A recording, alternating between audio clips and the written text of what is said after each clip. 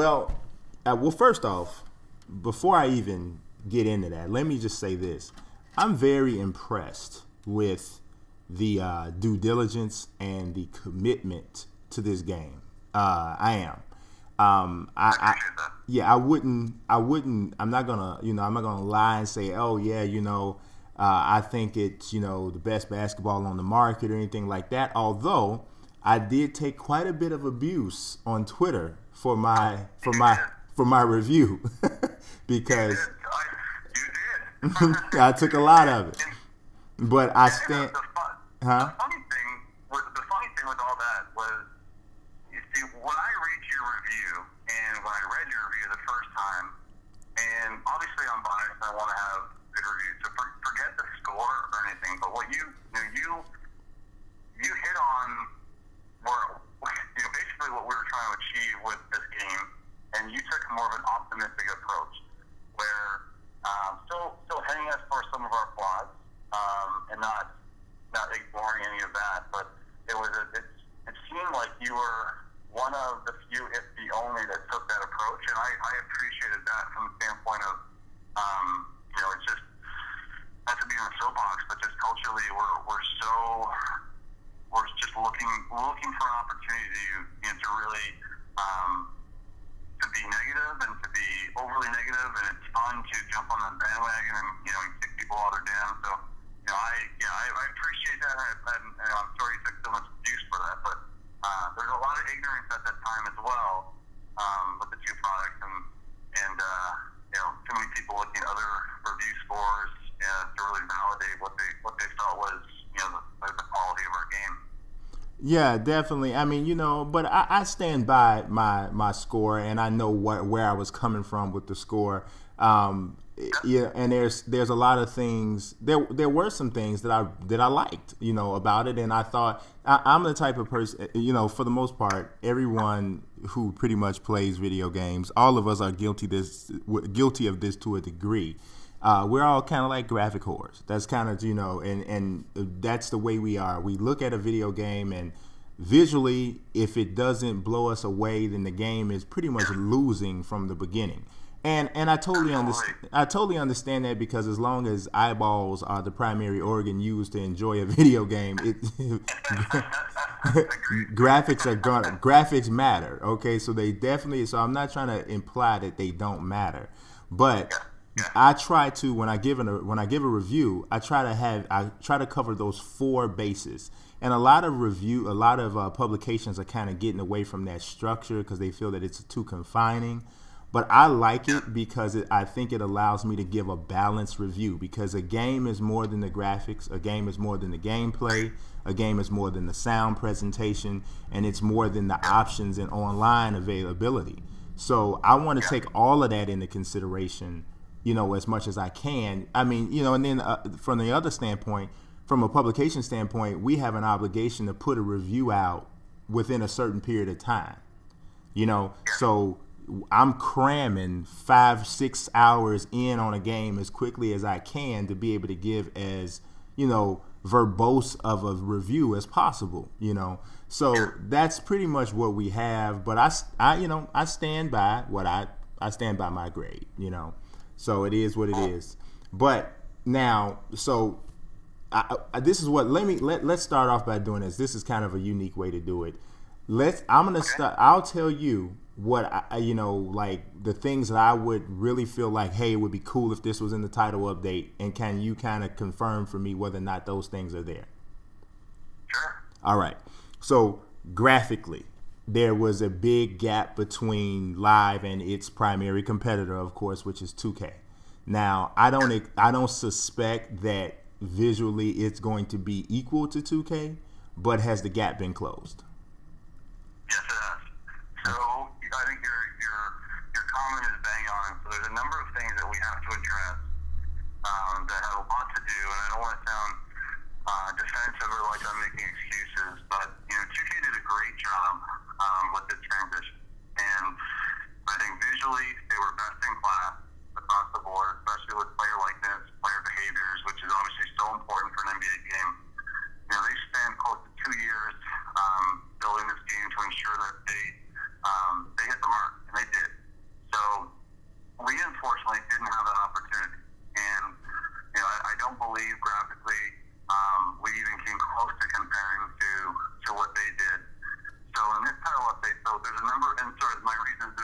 number of reasons why. So it comes down to, the player likeness. So scanning player heads, getting the type of detail required, to really replicate those players. And where 2K did that last season, where they went around and scanned every single team, as many players as they could, we're doing that this year. So there's that side of it. There is lighting. So how the characters look in the environment plays a huge role in how good they look, how well the uniform pops, what the cloth looks like when it animates. And I don't think we did a great job with that. So those two things, I think, play a huge part in, graphically, what your players look like. So the lighting portion, we're able to, in 14, we used a certain lighting technique. But I think we probably got, only about 60% of the way there. So we improved that. We got that a lot further along. So what you're going to see is the way the characters pop on the floor, specifically the players, even the coaches, the officials, all the secondary characters. You're going to notice that from a gameplay camera. You're going to notice that the skin of the players looks a lot better.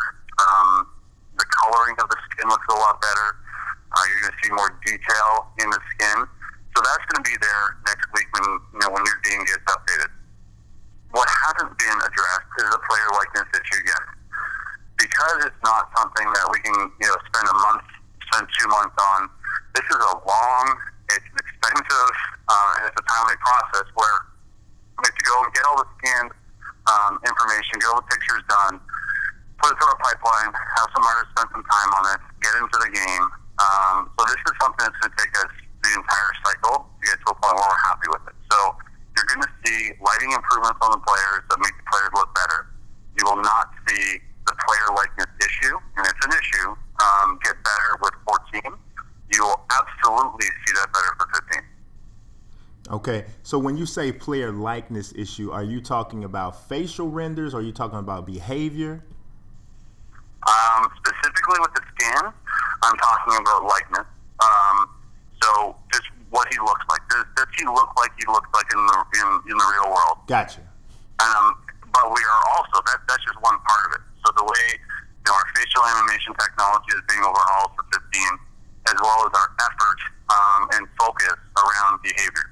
So whether it's the artificial intelligence driving behavior, whether it's having the signature animation for a celebration, for a jump shot, for a layup, for dribble, that will be addressed as well. You're going to see that in 15, not in this content update, only because it's an enormous overhaul. Like that is it's a huge part of our focus and our effort for 15. Got it. And I can tell you this, Ryan. Yeah. So it's, what are we, February 5th or February 6th? Mm-hmm. The strides that we've taken with the player likeness, like with the scan technology and using a new lighting technique that you're going to see in 15, and I'll say this to you, we're going to blow you away. Sounds absolutely blow you away. I'm not going to be selling it all this year. It's a shut up and play mentality that we're taking, but I am so encouraged by the progress that we've made with that specifically. I'm very excited right now. Awesome. That's good, man. I mean, I always tell people, I'm not a 2K or a live fan. I'm want to play the best basketball fan, so, absolutely. Absolutely. And that's what it is. And whichever game that is the one that, that I'm going to play. And it's really good to hear that, that's what's happening, because I've been seeing the tweets and I've been seeing, Brandon Jennings and other players as they're getting scanned. Right. And, so I know that's, it's clear that's going, I think everyone is pretty much clear that visually, from a facial standpoint with the players, that's going to be improved drastically. I think there was some confusion, though, and I'm glad you cleared it up, as to whether that stuff was going to be implemented now. I kind of figured that it wasn't, because changing the face on a model, I know a little bit about programming, and I know how big of a deal that is. And to do something like that post-release is kind of nuts. You know what I mean? So it is. It's the entire process of doing that with a new lighting technique, with a new facial animation rig and technique. It's the sum of the parts that's really going to deliver it. Mm-hmm. I think what we did was we pushed as far as we could push with what we have in 14 to make it look better. And I think it does look better. I'm happy with that, but I know it's coming as well. So if you said we were, for sake of discussion, we're a 4 and Suke's a 9 with what the players look like. Mm-hmm. This gets us to a 5.5. Okay. And then really the huge jump to 9 or 9.5 is going to come in 15 with all the effort that we're making going towards that. That's definitely encouraging. I mean, because as much as people are right now kind of beings, it's important, I always think, for game developers to keep in mind that this has to be a long-term process. You have to think about, people want the game great now, but you got to think about making the game as good as it can be now and leave something open for the future for it to still be great down the line. Because absolutely, and our challenge really is, there's so much expectation and built-up expectation, and rightly so, because Live hadn't been out since 10, and I understand that, and I think our challenge is doing everything that we need to do on our side to actually, meet those expectations is an enormous task, and I'm telling you, we're up for it. I didn't move my family across the continent to come down here just to mess around. Like this is the plan. This is the journey. And yeah, it's not a, and as many times as I wish it was, it's not a snap your fingers quick fix to do this. This is as you know, console gaming is there's a lot of challenges with the size of the team, the amount of assets we're creating, the number of lines of code we're writing. It's a big job, and I'm not making excuses. I don't mean to sound defensive. It's just there's a lot that goes into this, and it's hard to do a turn on the Titanic. And the great news is for us is although NBA Live has made numerous errors, and I'll accept the responsibility as a company, but I wasn't around the last couple of years to go through this. We really missed the mark on a lot of different things and didn't ship product.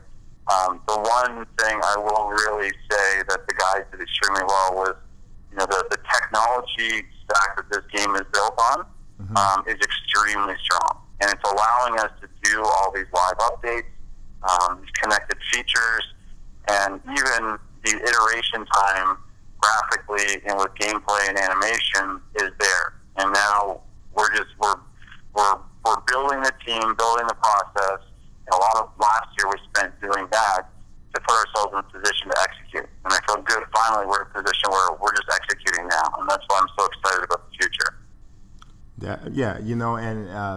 It's really good to hear. I had another aspect of the game that I want to ask you a question about as well. The animations. There's parts of Live where even this is older versions of Live, and for me, this has always been a part of the gameplay that I didn't like. It's almost like it's hard to describe, but it's like a hesitation with player movement, and sometimes when a guy jumps, especially if he jumps straight up and doesn't jump forward just like a vertical leap, it's almost like the sense of gravity is slightly exaggerated, and he doesn't come back down to the ground naturally. It's almost like he's being pulled down.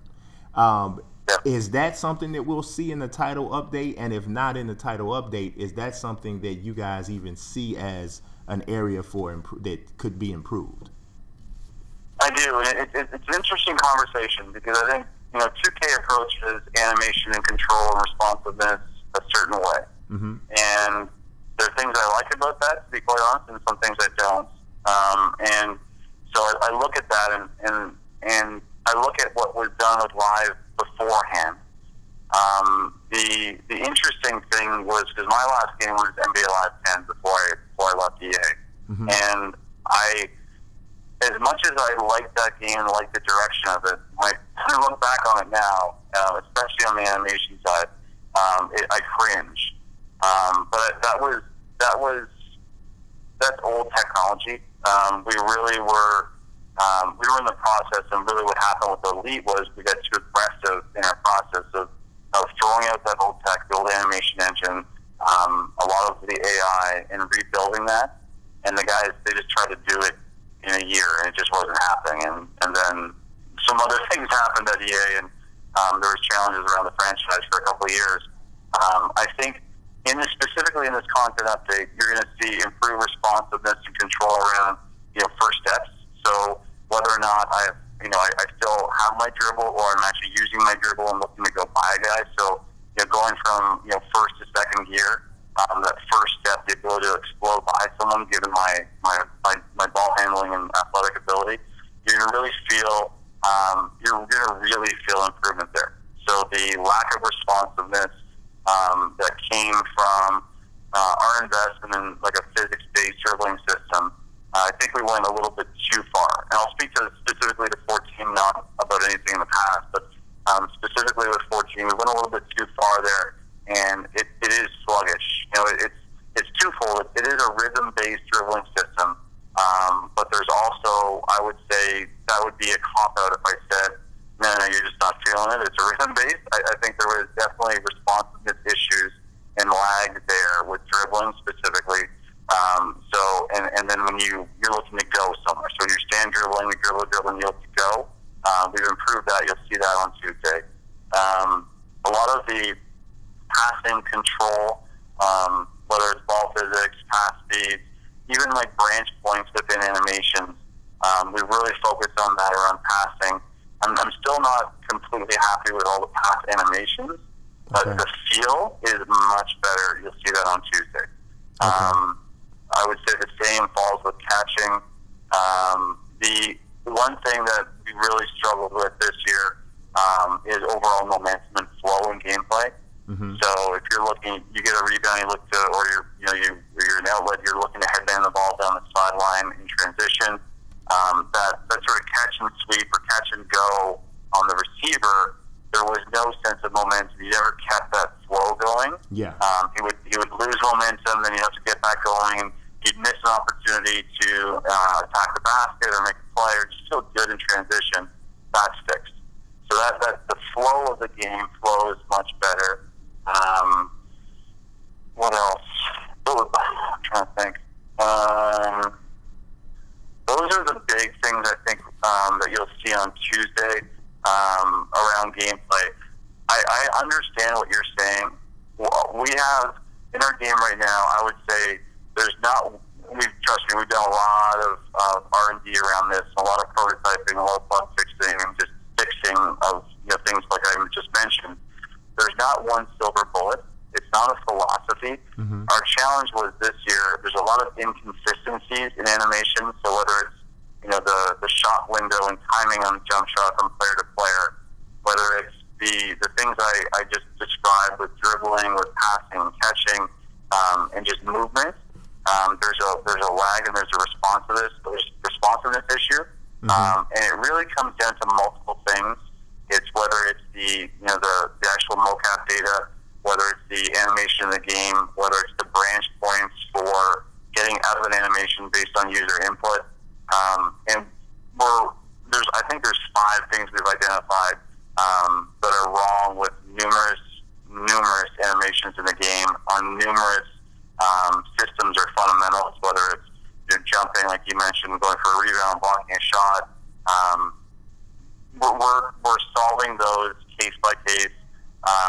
You're going to see the things I mentioned in the content update, but it's an absolute priority. When I look at this year for 15, really it's very simple for us. We're fixing core gameplay.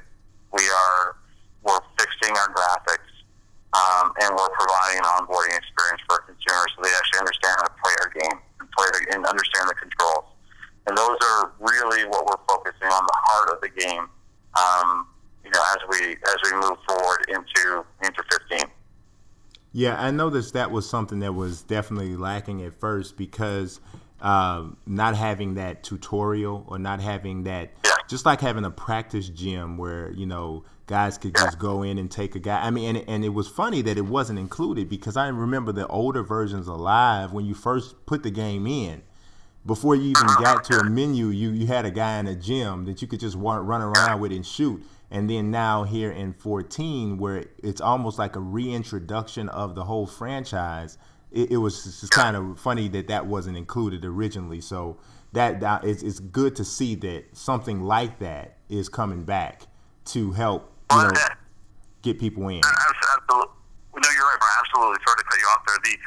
The challenge that we had was, the game that I inherited with 13 wasn't a great game.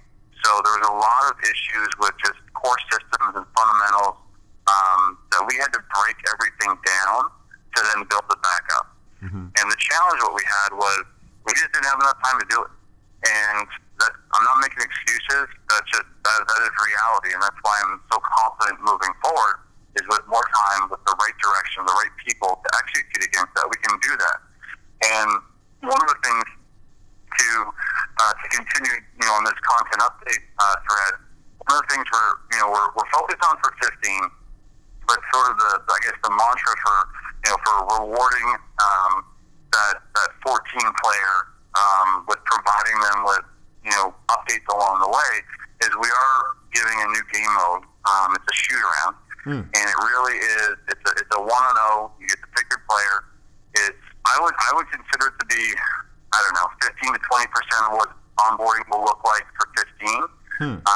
But we got to a place where, similar to what you said, if anyone saw or played our E3 demo, it's based off of that. It's a 1-0 situation in a half court where we walk you through all the dribble moves and those controls, all the shooting, the gathers and the different types of Euro steps and spin gathers and all the different approaches that you can do and the controls for them. So it's definitely not the onboarding experience you can get in 15, but it's definitely something where it's an opportunity for you to hit the gym and just figure out controls and get used to dribbling in a non-game environment and situation. So I'm excited that we're able to do that. It's a big undertaking, and it's something that I really believe was important for 14, but also setting the stage for the team and for our players moving forward with how important that is for this franchise. Awesome. So let me make sure that I'm clear for So what we're gonna see on Tuesday, because Tuesday is the day that the title update drops. But what we're gonna see is a graphical improvement, but it won't be.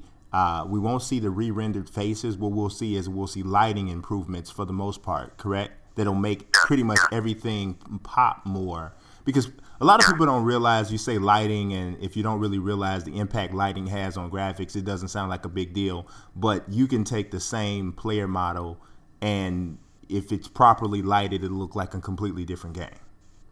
So completely. And you hit the nail on the head. It's incredible the impact, and I would completely agree with you. And the average person who just doesn't have the insight into that would say, well, just scan the player face and it's going to look great. It will, but if it's not lit properly, it can't. It won't look great. No. But that's the combination of the two. So yeah, you're absolutely right. Yeah. So I definitely understand that. So I think I have a fairly good level of expectation of what to look for on Tuesday when we do look at how things look. I'm actually going to do some stuff on YouTube, as probably as well as Bleacher Report. And what I'll probably get to doing right now is I'll take some exact same screenshots, kind of do it like a before and after thing, so that we'll be able to kind of really hone in on what we saw as the difference.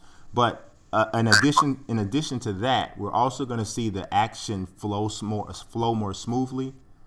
Is that more response? So, and you pointed out a really a good example. It's kind of like when you're running a fast break and like you get the rebound and you got two guards that broke, and you look down the court and you know that they broke. You want to get it out to them as quickly as possible, but you may want to make another really quick pass that's going to give a guy like a clear bucket, an easy bucket. That slight lag of responsiveness pretty much makes it where that pass you can't make it anymore.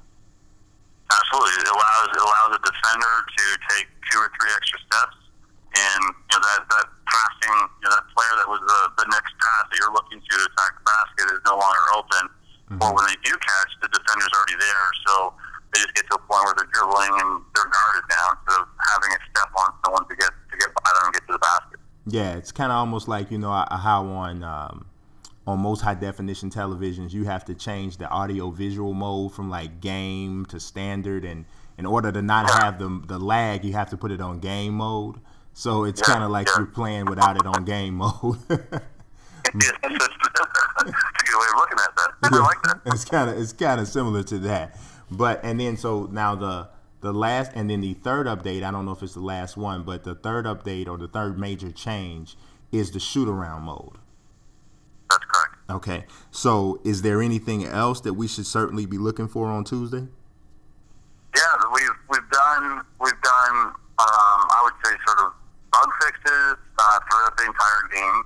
Okay. We messed with our live season game mode, which has been a real big hit for people with big moments and NBA Rewind. We spent some time fixing bugs with camera fix in there, smaller things where we can, live season now supports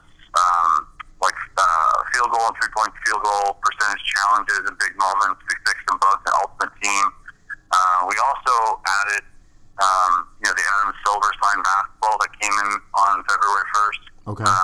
We've got a bunch of new Adidas Hardwood Classic uniforms, and then we've got the courts and the uniforms for All-Star Weekend in New Orleans next weekend.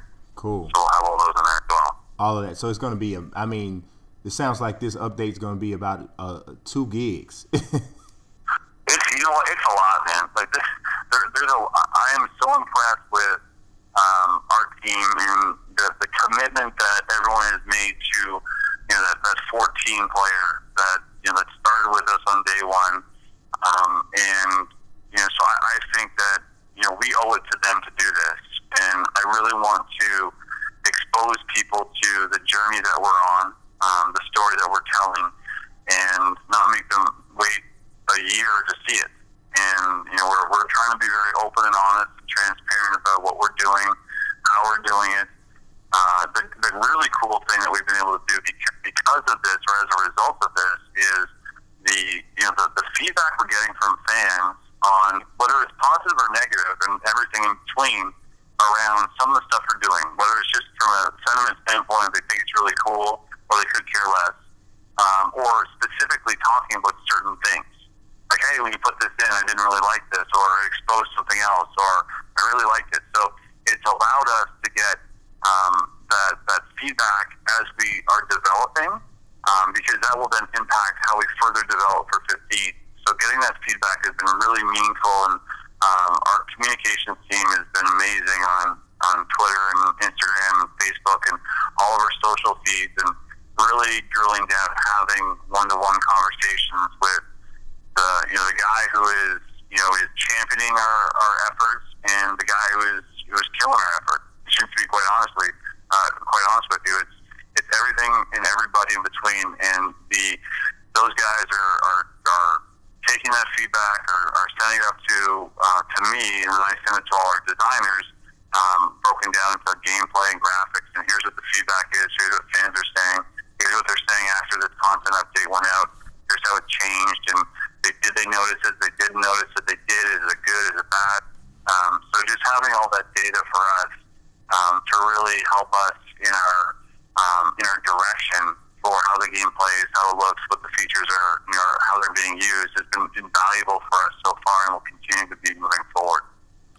And it's kind of refreshing to hear, that you guys understand where you are in this whole thing, and I think it's a pretty smart approach to go at it that way, because you know, it just and on one hand, you know, people get to the point where, like you said, they start to kind of really get enamored with the story, get enamored with the fact that, hey, you know, we were down, but now we're trying to build this product back up to where it used to be. Come with us on this journey. You know what I mean? You know, now, and we realize that we may not get your $59.99 right now.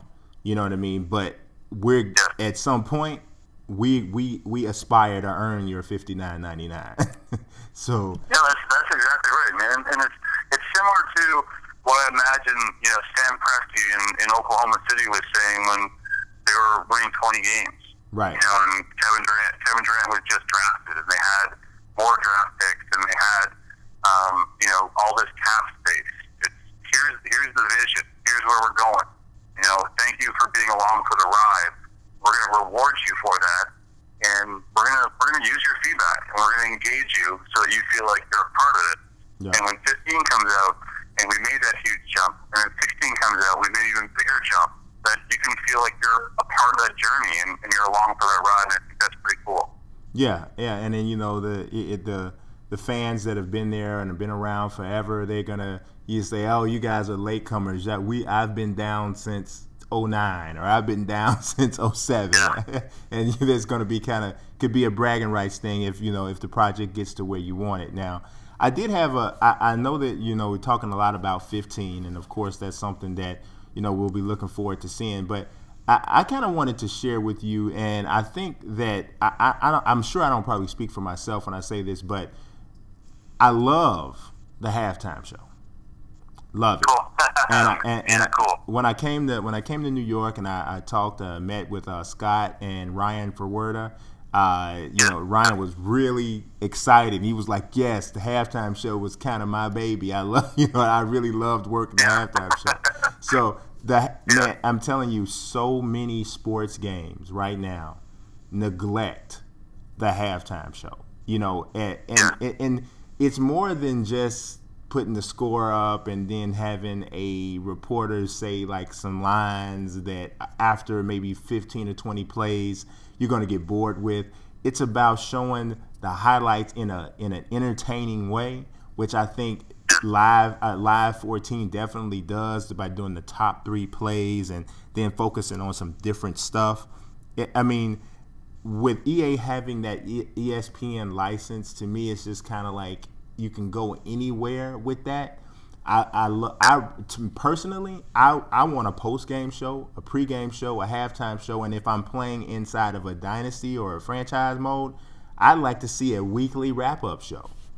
You know what I mean? Something like that. You know, I mean, obviously, if a gamer doesn't want to go through that, they can skip it or whatever. But man, that just engrosses you into your own whole little sports gaming world so much.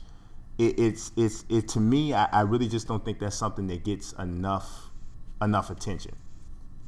I appreciate you saying that. I think the guys who worked on that did an amazing job. I think, you know, whether it's, you know, from the concept and how it ties into real world ESPN and really brings you into, you know, that environment that you're used to when you're watching, you know, hoops on ESPN, or just the idea of inside the NBA on Turner.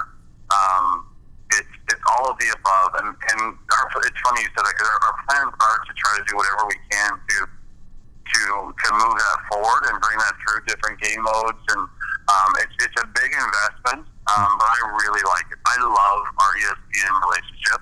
I think it's incredible. I think being able to work with Mike Green, Jeff Van Gundy, Jalen Rose, you know, and anybody else moving forward in the future, and leverage, you know, the brilliance that is ESPN.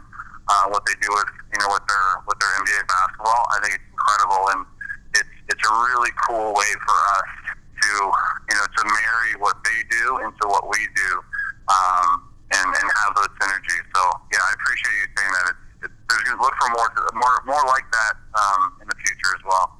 Awesome, and you know, increasing the amount of player voices, because I know, well, you have coach voices mostly in Live 14. And adding in some player voices for the halftime stuff, all of that, it's probably a natural progression up from where you know the foundation that was laid with 14. But that kind of stuff is great. You know, The other thing I would say also, as terms of what, like, I guess this is something that it was more like a wish, more control over the rookie classes.